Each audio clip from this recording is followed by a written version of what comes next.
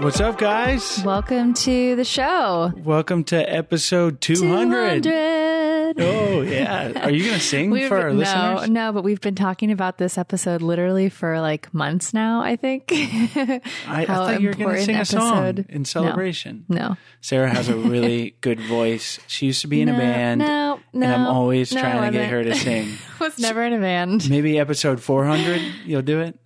Maybe. She was in a band, but I was not. Anyways, thank you for joining us here for episode 200. It's awesome. I can't believe we've done 200 episodes. I know. And feels like we're kind of just getting started almost. I mean, it feels like a while we've been doing it, but there's so much to cover and it's gonna, we're just gonna keep doing this, right?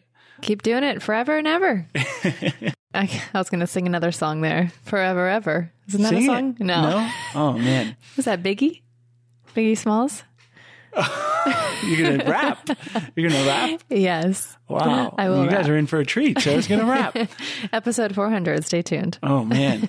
Well, anyways, we are so happy to have you guys here listening, and we appreciate you. If you've been listening this is your first episode or you've listened to all 200, we'd love to hear from you. If you've listened to all 200 episodes, good on you. And thanks for listening. We Send want us to know message. your name so we can give you a shout out. Yeah. That would be amazing. That would be cool.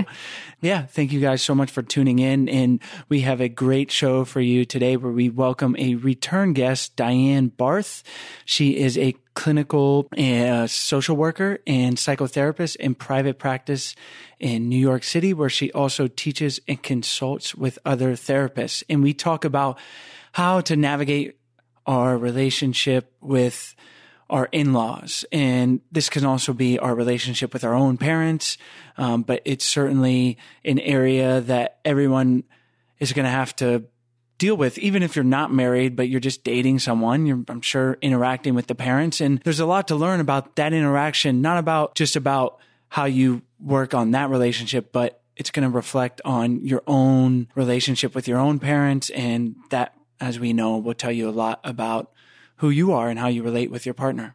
Yeah. And even if you have an amazing relationship with your in-laws, I'm very fortunate to have one with Chase's mom. There's still a lot of valuable tools here for setting boundaries and just having good communication in general.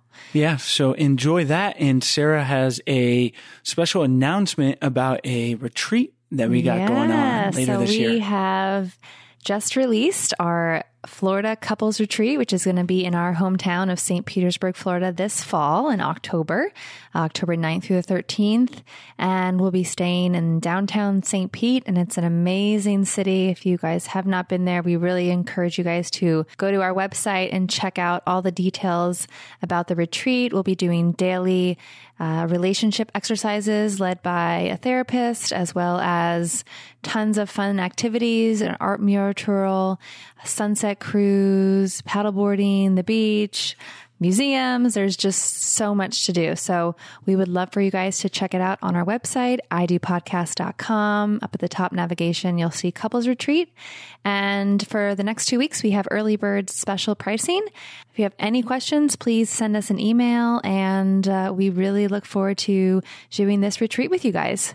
Yeah, and the link will also be in the show notes. And like we talk about a lot, like doing new things, it's kind of the idea. We're going to have the exercises, but even if you're just looking to just spark the relationship, get out of the same old routine, we'd love to hang out with you, show you a town that Sarah grew up in. I lived there for about 15 years that we really love, and just to kind of mix things up, do some new things and rekindle the romance or just have a fun vacation and work on your relationship. So check that out. And as always, thank you for tuning in to 200 episodes, or just one or two or a dozen, however many you've been here with us. We appreciate you guys. Enjoy today's episode. Today's show is brought to you by our online course, Spark My Relationship. Create more passion, improve your communication, and build a stronger, more intimate connection with your partner in less than 90 days. We've collaborated with 15 therapists and psychologists to bring you the strategies marriage therapists teach their clients. To unlock a special offer only for I Do Podcast listeners, visit sparkmyrelationship.com/unlock. That's sparkmyrelationship.com/unlock.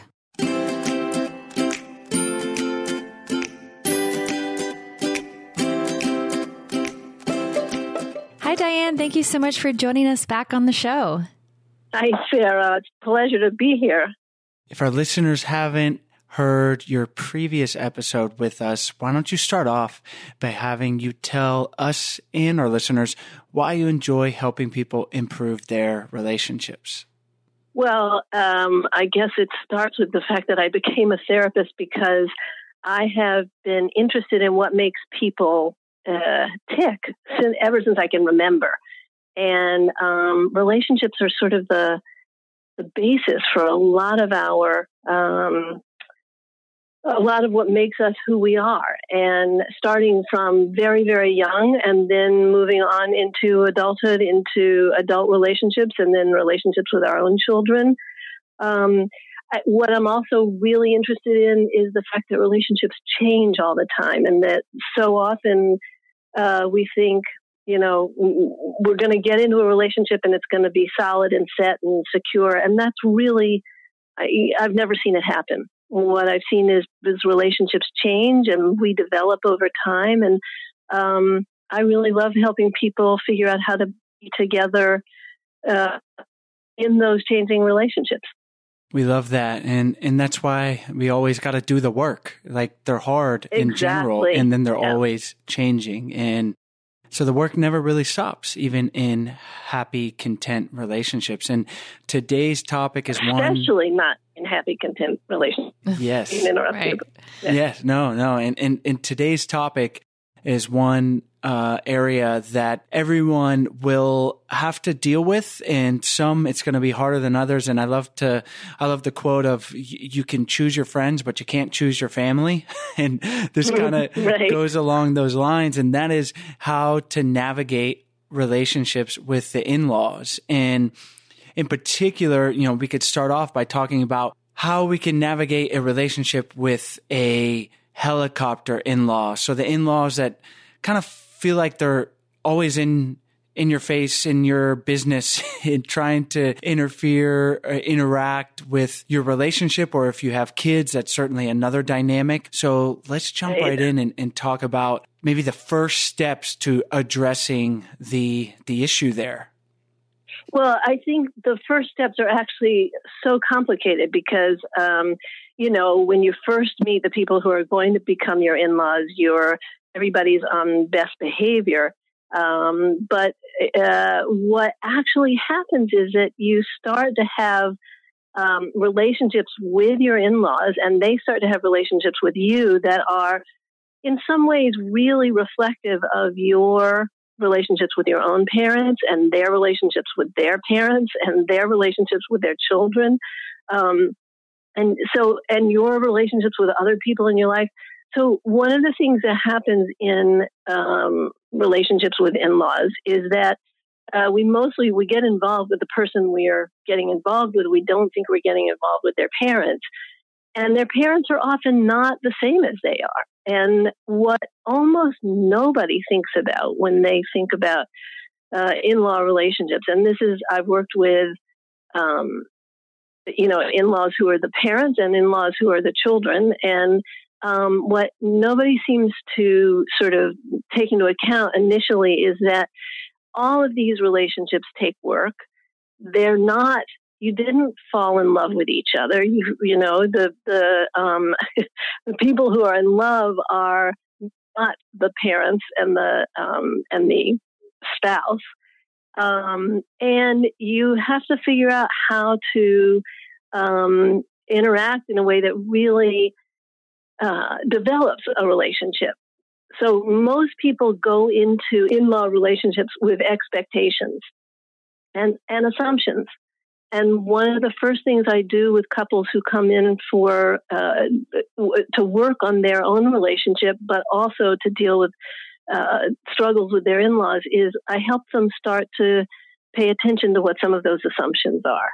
And what would those be? Because it seems like sometimes that's going to push us towards a negative idea of what that relationship's going to be? They can be both negative and positive. They can be, so for example, one of the big ones is the holidays. People come in and they're really enraged because their in-laws expect their spouse and them to be at the holiday celebration, but they want to be with their parents.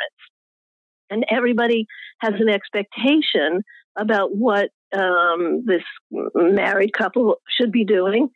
And everybody has an expectation of what the parent should be doing. And everybody's feelings are really in danger of getting hurt.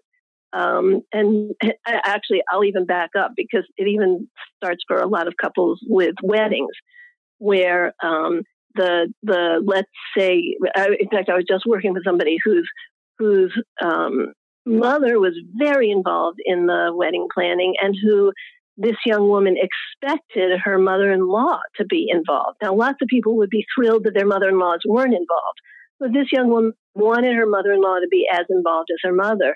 And the fact that the mother-in-law wasn't made her angry and got her upset and started them off on a really bad footing, which was really more about assumptions.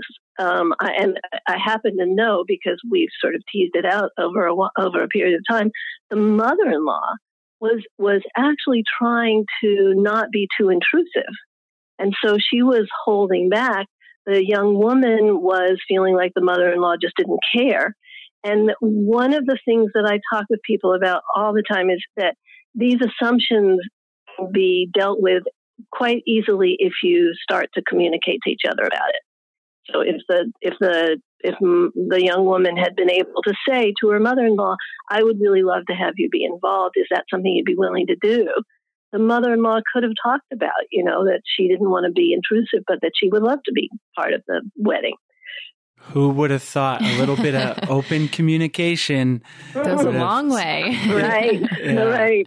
Like so many things we talk about. And I love that example, because I actually thought you were going to say the other way around. And that's probably a common thing too, is like the in-law is too involved and she wants to be, and it just shows like there's going to be varying degrees, and you're assuming one thing and that's not the case. So it's so simple, but it always is worth repeating, that just opening up the communication, like an example like that. And it's always going to be valuable. So let me ask you, we have a couple relationships here. We have each partner's relationship with the in-law, or, it's their parents or it's the in-law, and then the relationship between the partners. And so how can let's say I want to communicate with Sarah about her parents, and maybe it's the same thing. Her parents are not as involved in the wedding planning as I would like. How can I start that conversation with Sarah and keep that open? The primary point being starting that conversation. Again, that communication being so important. Yes, it's a great question, and it's one that people struggle with all the time. So, you've said the first piece of it is to just open the conversation. The second piece is to recognize that you are probably bringing a bunch of assumptions into the conversation, and that you are going to need to try to tease out some of those assumptions. So, for example, if we go back to the holidays, let's say that you're upset that Sarah's parents are not interested in, it often is the other way around. So let's do it the other way. So let's say that Sarah's parents want you all to be there, and your parents want you all to be there. And you also would like to spend some time alone at home with your family over the holidays. So you have to start with the conversation of, I know that our parents want something that's really going to be complicated. What would you like? And then let me tell you what I would like. And then, okay, now we also both want to please our parents, but we don't want to feel completely controlled by them. Can we talk about ideas of how to do it? And one of the places that couples get into so much trouble is they say, well, my family's always done it this way. And you, as a new family, as a new unit, you're going to have to find a way to do it that works for the two of you, your children, your parents, on both sides. And often these days, we're talking about multiple sets of parents. So once the two of you have sort of figured out what would be ideal for you, and that may take a little hashing out because you may want actually different things, then you can start to talk about what can you do that would maybe meet some of your parents and your in-laws' needs, and how do you talk to them about it? Because that's the other thing, is being able to have conversations with them. I feel like that so often you hear about these type of family dynamics where there is one side of the family that maybe has a lot more traditions or rituals, and they really expect that the new family, like for example, Chase and I will mold to meet those rituals and to do that. And I think that alone is really hard to just, for some people, to step back and say, we're a new family unit and we almost need to create our own rituals for our family that works for us. And so I'm sure that that's probably part of the dialogue that has to happen, but that is also really hard because that means that both of those people need to be aware of the potential scenarios of upsetting their parents. That's right. I mean, in some cases, it's really simple. So for example, for my husband and me, my parents' Thanksgiving was really important. His parents' Christmas was really important. So we went to Thanksgiving in my house, my family's house, and was at his family's house. We actually wanted to spend whichever holiday it was, we wanted to spend with our son and with our friends instead of with our parents. And that absolutely requires a huge amount of tact and willingness to really discuss and adultness on the part of everybody. And many times parents have troubles with that. And that's where then a couple has to work together to say, okay, this is really upsetting to my mom. I'm not ready to do this year. Could we make a compromise and maybe work towards it for next year, but I'm just not really ready to upset her this way. Or whatever the decision is, or I know it's going to upset her, but I really want us to have our own ritual. So can you help me figure out how to address it with her? A lot of time, what I think is the hardest thing is that we don't recognize that either our parents or our in-laws are they're human beings with feelings and doubts and vulnerabilities and concerns of their own. And so part of what is really helpful is if you can find a way to address it, not as though you're a child who's rebelling against your parents, but as an understanding adult who can say, I know this is really hard for you, and I'd like for us to figure out something that will work for all of us. But I need you, my parents, or you, my in-laws, to work with us on this. That's a valuable framework because I find it's like parent-child dynamics, they're never end. Like into adulthood, there's still a dynamic between myself and my parents. And sometimes I'll go into a situation like maybe let's use the example of holiday party with that, like, I got to stand my ground, rebellious child kind of thing. Like I'm my own person. And it's like, no, I'm an adult. And obviously that stuff is still there because that's just, we were raised under that parent but to kind of come above that level and have a conversation in a more rational, less emotional way is going to make everyone feel better. And realizing that my parents and my in-laws are people too. I think I'm 32.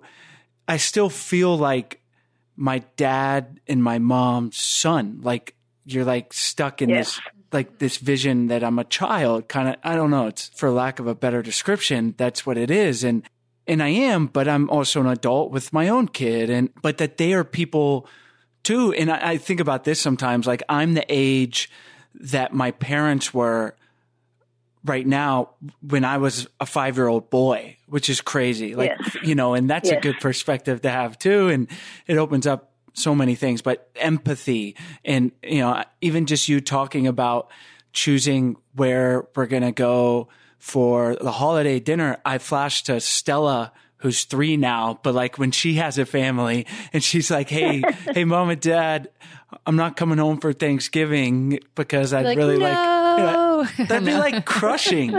That'd be like the saddest thing, like just that framework. But like I would have to then as a parent step back and go, you know what? Like I would appreciate her coming to me with like an honest dialogue and then me having to respect that decision and that she is coming into forming her own family and her own bonds. And it's going to be such a sad day, but that's but Chase, that is really absolutely perfect. That's one of the things that I encourage people to do is to think about when they're going to be in that position and what it would feel like to them to be in-laws and to have their child want to do something that disrupts their experience of whatever it is, whether it's the holidays or any tradition or whatever it is, to be able to say to themselves, okay, so if I can think about what it would feel like for me, I can maybe think about what it must feel like for my mother, father, mother-in-law, father-in-law. What can I do to, as an adult? And you're so right that we tend to feel like, even when, I've worked with people who are 75 and they still feel like they're their parents' child. But to think that we are adults, even with our parents, and that our parents are adults, which means they're not more adult than we are. They're, and it's just like our in-laws are not more adult than we are. They're just people. Can we have a conversation about some of the things that we know we would feel if we were in their shoes? Have you ever worked with any couples where the in-laws, they just don't like the parent or the sibling? And how does that even work? Because from this point, all this dialogue that you can have with your in-laws was kind of under the assumption that you guys relatively like each other and it makes conversation a little bit easier. But add in the element of not even really liking the in-law. Yes. How does that affect the dynamic? It's a great question, Sarah, because I think that often somebody doesn't like somebody. And it can range. So I have worked with a couple who the wife was extremely critical of the husband's parents. They came from different backgrounds. They had different values. And she was really openly critical about them. And he was actually quite close to his parents. So here's one of the ways that it's super complicated. I was pretty sure that he needed her to not like his parents as a way of helping him sort of separate from them. So I think that there was something about her not liking them that was good for him. But I also think that she didn't like them because he was so close to them. And so there was something about her feeling resentful and left out that was part of why she didn't like them. Now, I think she also didn't like some of their values and she didn't like something about their personality. But part of what I found really fascinating and complicated was, how do you figure out sort of how to support some of the strengths that are maybe in not liking somebody's parents and also manage some of the snipery parts and to make it even more complicated, I think that sometimes this woman disliked things about her in-laws that she didn't let herself dislike about her own parents. So she could be mad at her mother-in-law for being nosy, but her own mother could be nosy too, and she didn't let herself know that. So I hate the phrase toxic in-laws because I think while there are some people who really are toxic, I'm not denying that. I think often the problem is that we don't sort of make space for the really complex dynamics that go on between all of the people in the picture. And again, the idea that we become children with our parents, sometimes when our spouse dislikes our parents, it actually helps us become more separate from our parents and more adults with them. But sometimes it backfires, and sometimes it makes us more their child. So all of that is just to say how complicated it is. That I think that if you can start by talking with your spouse, that's the place that you start, and by really trying to, just say things like, I don't like it when your mother does such and such, and then if he or she can say, yeah, but your mother does that too, and why doesn't it bother you when she does it? And then if you can stop and think about that, not then get defensive and attacking each other, but stop and think about it, it makes it possible to have some kind of conversation, even though you're totally right. It's much easier to have a conversation when everybody likes everybody. And examining these things can help us learn so much about ourselves and our partner. It's like the point of being in relationship. One of the beautiful things is that it's this mirror to reflect on who we are and why we act the way we do. And that's a perfect example of like your dislike for the in-laws is probably more often than not tied to your relationship with your own parents. And like you said, it's complicated. There's probably millions of combinations of dynamics and things going on. And we're never gonna, I don't want to say never, but we have to work to get to the truth of why we feel that way. And that could be changing too. And to have that conversation rather than just begrudgingly bite your lip when you have to go to the in-laws and then there's like these little skirmishes with your partner because you're having this argument about it and you're not communicating about it, but to open up that dialogue and just have open communication. And I think you've touched on it. We don't necessarily have to have this communication with our in-laws. It's not like we need to like really hash it out with the in-laws and discuss their problem, like then we're talking Absolutely. Like 3 levels of introspection and it can get very messy, but just at least doing it on the base level with yourself, with your partner, you're going to learn a lot. And then, down the road, if you want to take that to another level, but it's easier to not do that, to just, like I said, bite your lip or whatever. But you're going to learn more and you're going to become a better person. You're going to have a better relationship if you have those uncomfortable conversations. But first, we want to tell you about today's sponsors. Today's episode is brought to you by Indochino.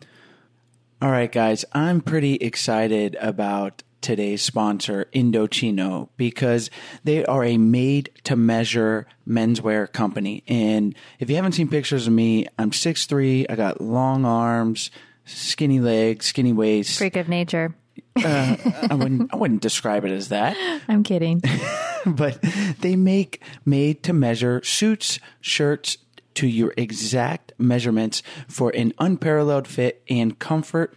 And if you are engaged, planning a wedding, or if you just want some excellent fitting clothes, they have tons of options for outfitting you for leisure, for work, or for all your groomsmen and your upcoming wedding. So if you're planning a beach wedding, they have a variety of casual shirts as well as tuxedos and dress shirts for more formal weddings. And Sarah and I's wedding was the first time I had a suit that was tailor-made to my measurements, and it certainly makes a difference, especially if you have, what did you call me, a freak of nature? Yeah, but you look super fly. Yeah, super fly. Thank you.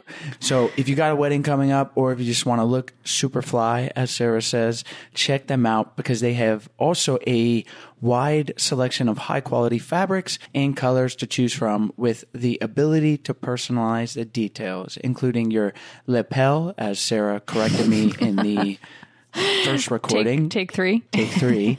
The lining, pockets, buttons, and you can write your own monogram. And this week, our listeners can get any premium Indochino suit for just $379 at Indochino.com when you enter the promo code IDO at checkout. That's 50% off the regular price for a made-to-measure premium suit.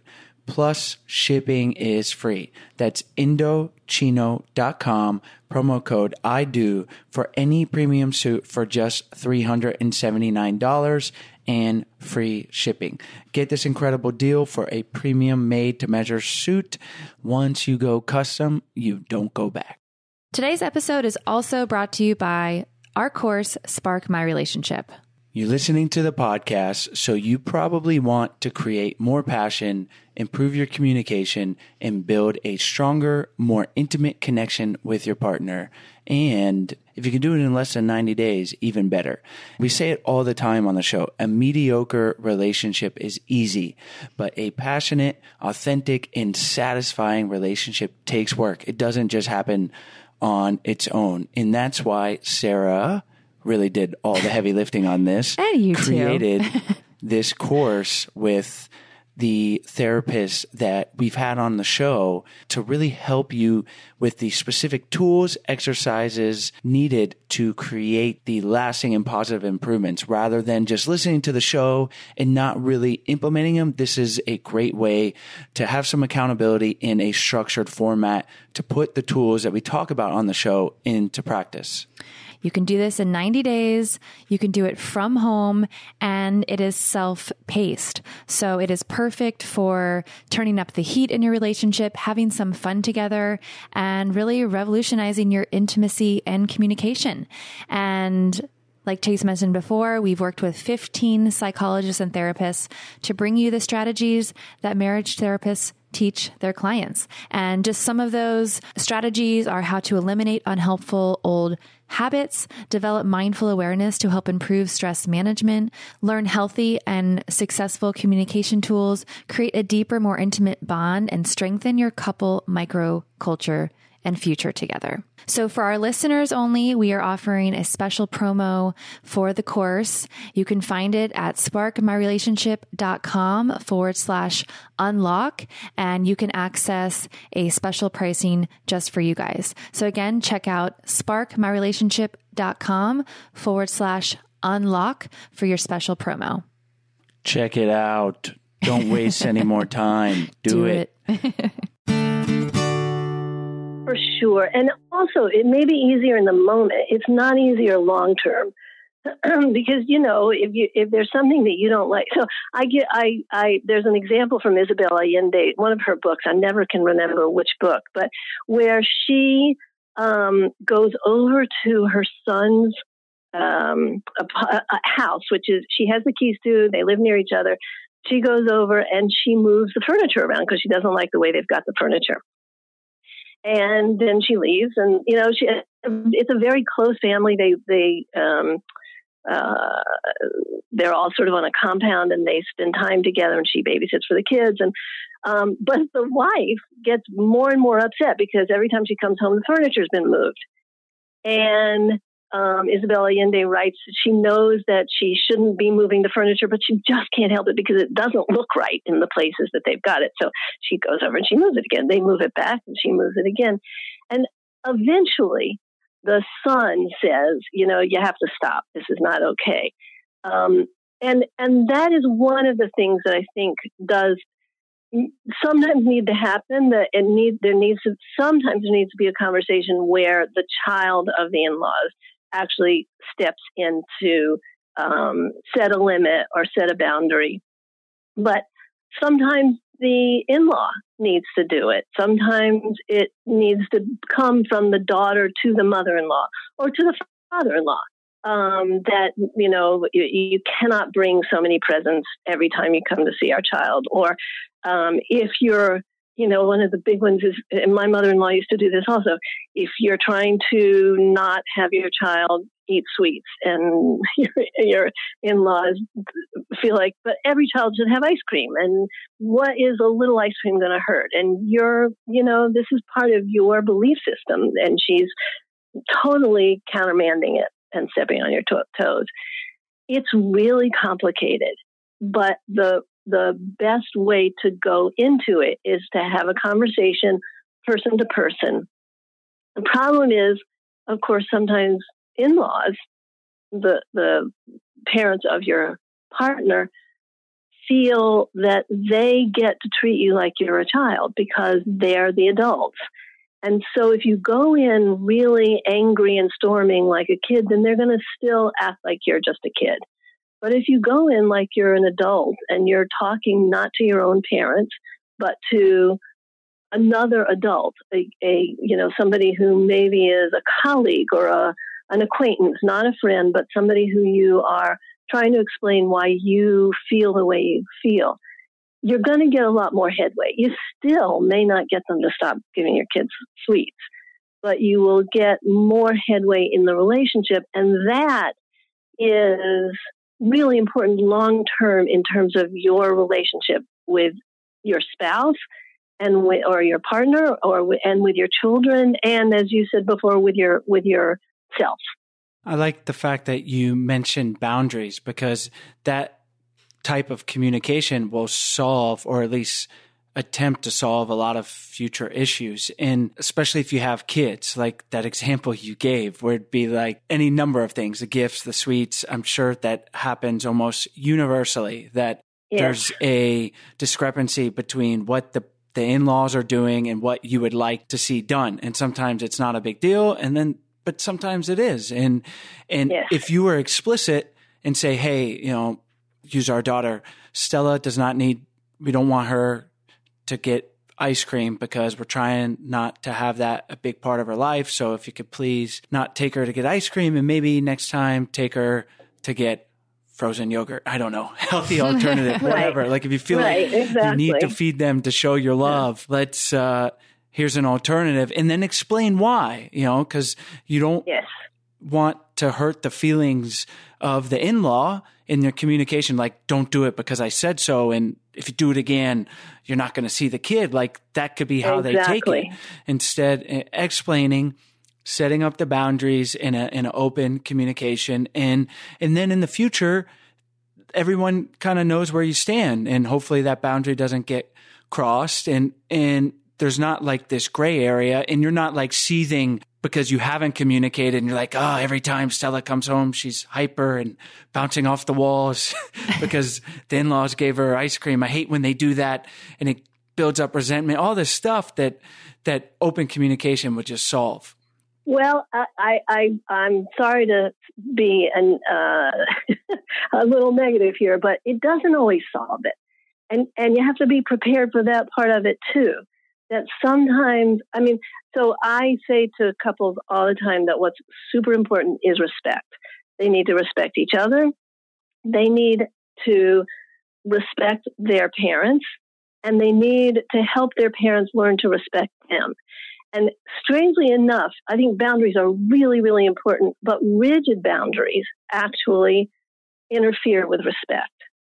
Because if you think about what you do with Stella, or, let's just say with Stella for a minute, I imagine that you set limits with her, you give her consequences, but you also sometimes bend the rules.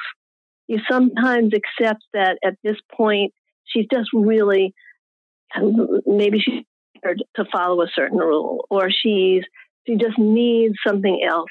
And that's really important with your in-laws also.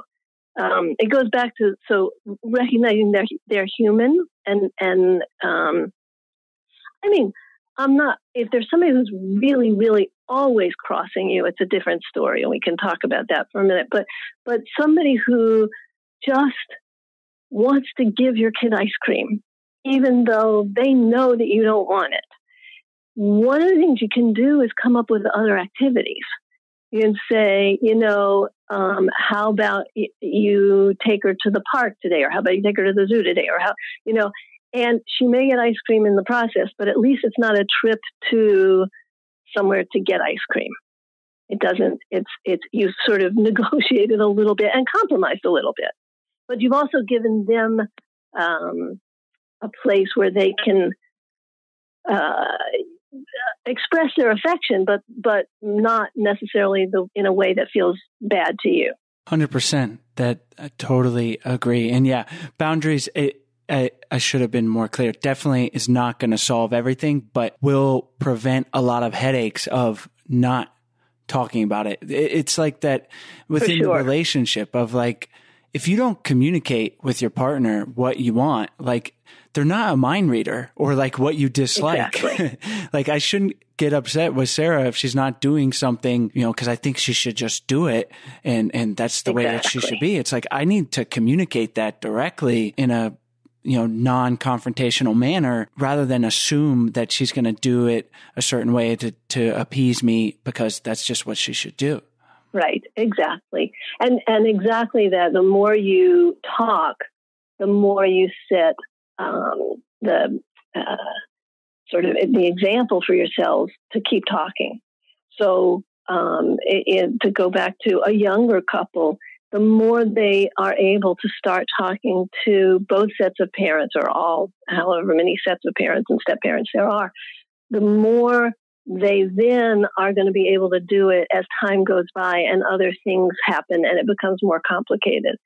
So the sooner that you start those kinds of conversations, and one of the things I say to people is think about it as not as your partner's parents, but as somebody who you've just met, who might become a friend or might not, but who you have to negotiate with for whatever reason, maybe somebody at work or somebody, a neighbor, who you have to learn about each other. And the only way you learn about each other is to talk.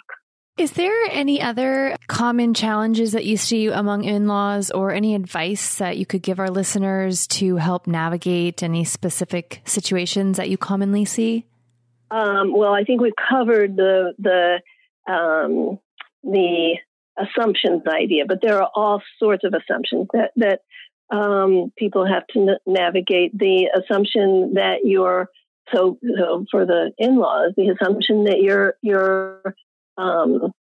your child's spouse will be interested in the advice that you always give to your child. That they'll be ready to take it. And it's speaking as a parent-in-law myself, it's really important for the parent-in-laws to recognize that neither their adult child nor their adult child's partner is really going to necessarily embrace all of your advice. On the other hand, as the partners, I think that one of the things that creates problems is that while on the one hand, I think boundaries are extremely important, on the other hand, there's often some conflict about how the boundaries are set. And again, as we keep talking about, I think one of the things that you have to really work on is being able to articulate to each other as partners, and then together to the parents, what the boundaries are in a loving and caring but firm way. I think the main thing to keep in mind is that relationships require work. And if you're going to have a good relationship with your in-laws, you're going to have to work at it.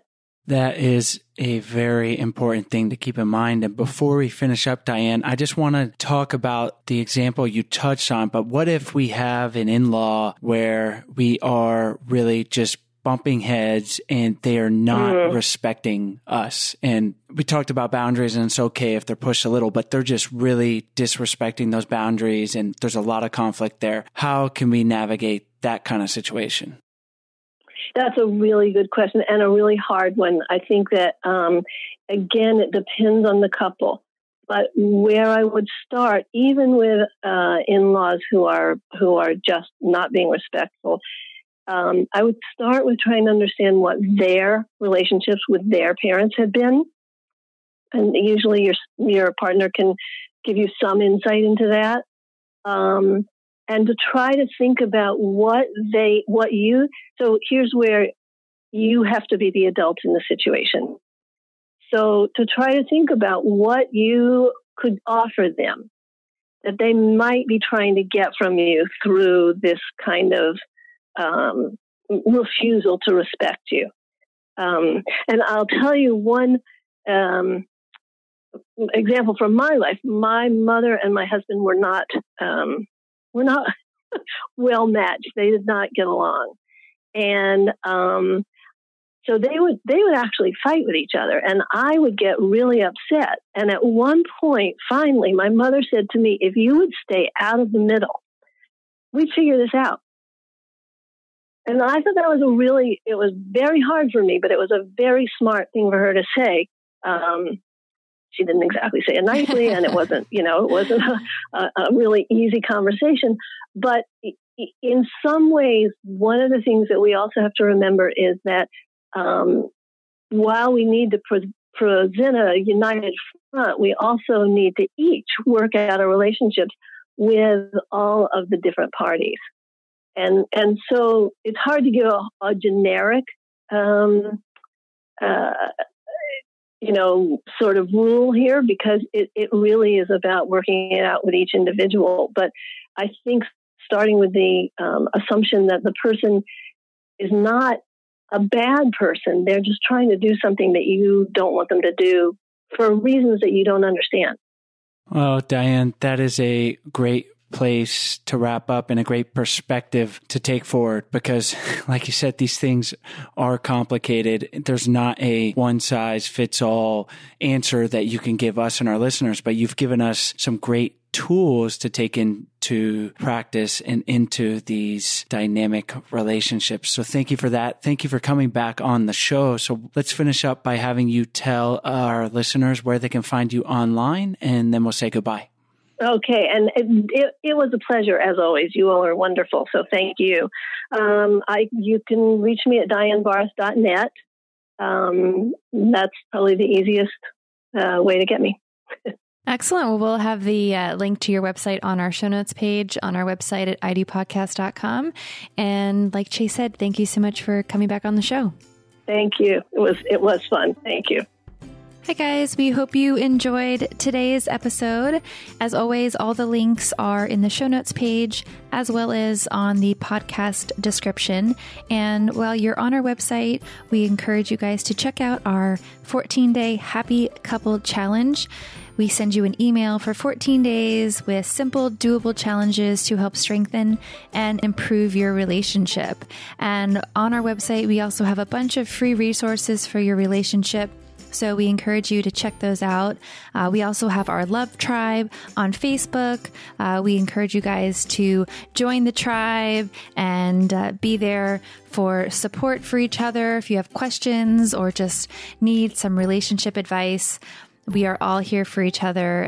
The group has grown to almost 1,000 people, and we love it. So we hope you guys join that. You can go to Facebook, Love Tribe Fam, and you'll find us right there. And if you are interested in learning more about our flagship course, Spark My Relationship, we hope you guys check it out. We have a special offer that is only for podcast listeners. So you can go to sparkmyrelationship.com/unlock, and you can unlock that special offer and learn more. As always, thank you guys so much, and we'll see you next week.